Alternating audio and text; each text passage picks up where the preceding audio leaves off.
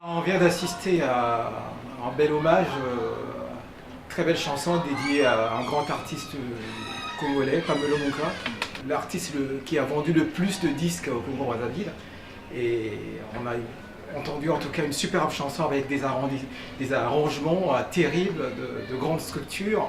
Et on souhaiterait savoir voilà, le groupe qui l'a interprété, puisqu'on ne le connaît pas. On souhaiterait évidemment vous connaître. Alors ce groupe s'appelle Zela, pour tous ceux qui parlent lingala ou qui ne parlent pas, donc ça veut dire le chemin. Et donc le groupe est composé actuellement ce sont les piliers du groupe, hein, de toutes les personnes qui sont là. Alors à ma droite là, tu peux te présenter directement. Alors moi c'est Elijah. Bassiste, guitariste. Moi c'est Maxo, clavier. Et moi c'est Yandy, les saxophonistes. Si bémol. Moi c'est Rôle le batteur. Non là c'est Aimé, d'accord, moi c'est Brice. Et Aimé Onuka, donc chanteur, chanteur du groupe Zela, donc, et originaire de Brazza, du Congo-Brazza. Mais ce groupe n'est pas composé que des Congolais de Brazza, on voit qu'il y a, justement, il y a un métissage énorme. C'est la force. C'est la force du groupe. Alors, Moi je viens de Makwa quand même. Hein. Les gars, attends. Et moi j'étais en pèlerinage à Makwa, je peux te dire, voilà, c'est la ligne d'équateur, on y a été. Donc dans le roots quoi. Donc c'est un mélange composé de quoi? De combien de continents? Alors, il y a la Côte d'Ivoire, donc Brice, Côte d'Ivoire. L'Amérique du Sud, je suis originaire de Guyane anglaise. Et moi je suis originaire de Cuba. Donc, Ok, jusqu'à Cuba quand même. ouais. Et moi la Méditerranée, l'Italie. Et pour terminer, Et moi je suis franco-syrien et j'ai grandi à Abidjan en fait. waouh, en fait là il y a toutes les planètes quoi. C'est le melting pot, hein, c'est le melting pot. c'est le melting pot. C'est la fusion des gens, c'est ça qui fait le truc qui intéressant. qui fait le truc, qui fait la force de Zela. C'est toute cette entente musicale, nos différentes cultures, et sur la base de reggae. Et c'est ça, on veut un reggae très ouvert. Et d'où vient cette inspiration avec un reggae un peu différent de ce que l'on écoute? Et là on entend un reggae avec des mélanges du jazz, de folklore, de plusieurs sons qui dépassent évidemment même le contexte du reggae traditionnel. Oui, effectivement, ce reggae s'appuie essentiellement sur mes compositions que j'emmène depuis mon inspiration d'origine, qui est de Makwa, comme il a souligné, parce que lui, il est venu avec moi jusqu'à Makwa, du Congo, et à partir de cette inspiration, nous travaillons dessus. En fait, j'apporte la matière et on la travaille ensemble. Et comment travaillez-vous? Qui est l'auteur-compositeur? C'est tout le monde? Y a-t-il une personne dédiée rien qu'au texte et certains à la musique, aux arrangements? Vous partagez les tâches, les rôles, ou évidemment tout se fait avec un consensus d'ensemble? Comment ça se fait? Comment vous travaillez en fait? Qui fait quoi? L'auteur-compositeur, c'est Aimé. C'est lui qui ramène ses chansons. Après, nous, on travaille l'arrangement ensemble. Voilà. Ok, d'accord. Mais c'est lui qui écrit la musique, les textes. Voilà, il arrive avec son idée et après on travaille ensemble et là on travaille les arrangements. Parce que des fois il y a du mal. Non, mais tu vois, en fait, c'est cette fusion des gens, tu vois, des influences de chacun, tu vois, avec les diverses, tu vois, les aspirations qu'on a musicales. Chacun a des influences diverses et variées. De toute façon, je le raconte souvent à chaque fois parce que c'est assez vrai. Tu vois, t'en as qui sont plus influencés par le jazz, d'autres par de musique, et tout ça, on arrive à faire, comment je veux dire, une espèce de fusion, une alchimie, tu vois, qui prend, quoi. Donc c'est ce qui donne peut-être cette originalité-là, je pense. Ok, et donc on pourrait dire quand même dans l'ensemble que le gros travail lui revient en fait, en gros, à lui. Ou c'est quasiment équitable, sauf que peut-être qu'il compose tout simplement les chansons. Je pense que si c'est vrai que tu as avec une idée, et après, bon... C'est vrai qu'il y a une idée de base qui arrive, et puis après, bon, c'est un travail d'ensemble, hein, je pense aussi. Disons que quand on a une matière comme ça, c'est sûr que moi, sans Nzela, les compos ne seront pas ce qu'elles sont, tu vois. Ouais. Donc ça, c'est une évidence. Donc on apporte le travail, et puis après, j'apporte l'idée d'origine et tout, et après nous travaillons ensemble, et grâce à ce travail de groupe, on a ce résultat.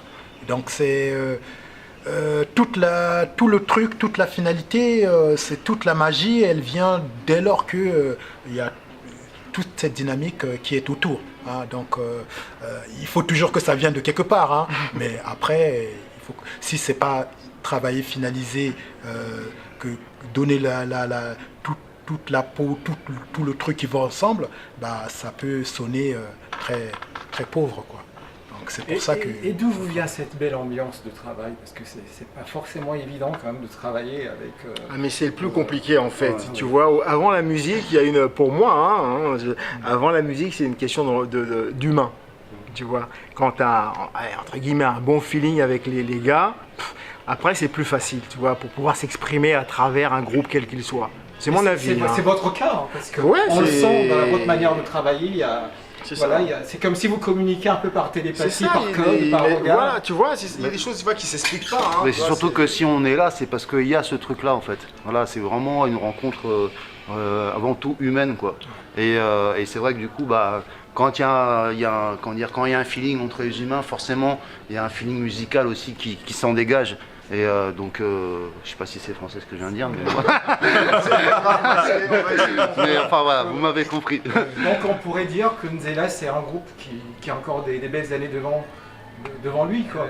Généralement, dans le groupe, évidemment, il y a des fois ce problème d'ego qui fait que malgré le talent qu'on peut avoir, ça se disloque. Donc... Non, mais là, il n'y a pas d'ego, on travaille tous ensemble.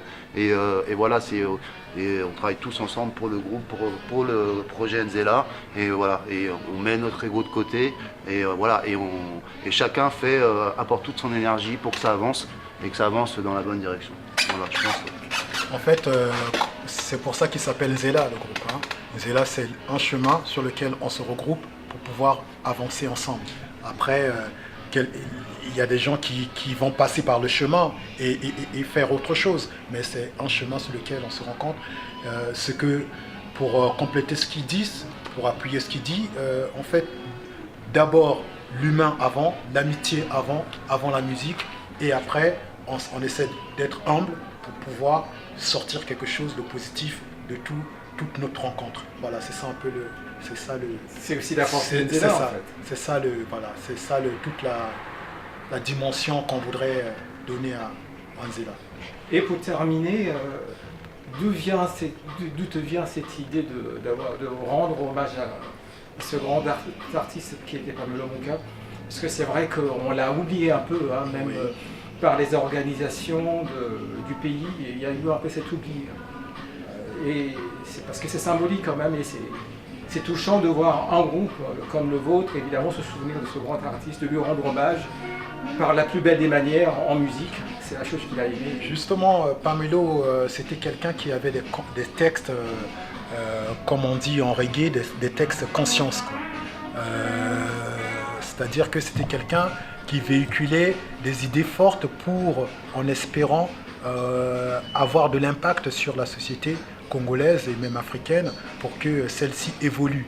Hein, Makamomi Balé, Boma Mobimba et tout ça, les trois trucs qui tuent les hommes, c'est la femme, l'argent et voilà, l'argent et la jalousie. Enfin, voilà, c'est des textes qui sont forts, l'argent appelle l'argent, c'est des textes qui sont forts, ce n'est que ma secrétaire, c'est des textes qui décrivaient la société dans sa profondeur et qui relataient des choses sur lesquelles il invitait les gens à réfléchir.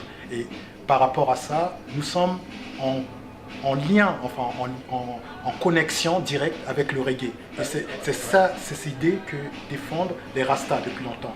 Et c'est pour ça, pour nous, c'est un honneur de rendre hommage à sa mémoire. Parce qu'on est quelque part, même s'il faisait de la rumba à un très bon niveau, nous sommes en connexion. Et il était important que Nzela naturellement rende hommage à Pamelo Mouka. J'allais dire Bukaka aussi, parce que Bukaka aussi fut un grand aussi qui a défendu peut-être qu'on aura la chance la prochaine fois, peut-être que Nzela évidemment lui rendra hommage aussi à ce grand artiste. Et c'est des gens que nous ne devrons pas oublier. Ok, d'accord. Et donc là, on vient de terminer pour la dernière question. Il y a un album de Nzela qui est en route actuellement. Effectivement. Est-ce qu'on peut en parler rapidement, juste Nous avons déjà fait. Comment? C'est encore top secret pour l'instant. Déjà fait confidentiel, mais bon, pour les gens qui seront en fait, c'est un album que nous avons pu dont nous avons pu commencer à enregistrer des morceaux suite à un prix qu'on a gagné, Révélation Talent Fnac 2015, qui nous a donné donc l'opportunité de rentrer en studio pour pouvoir enregistrer les premiers extraits de ce qui va devenir le prochain album de Nzela.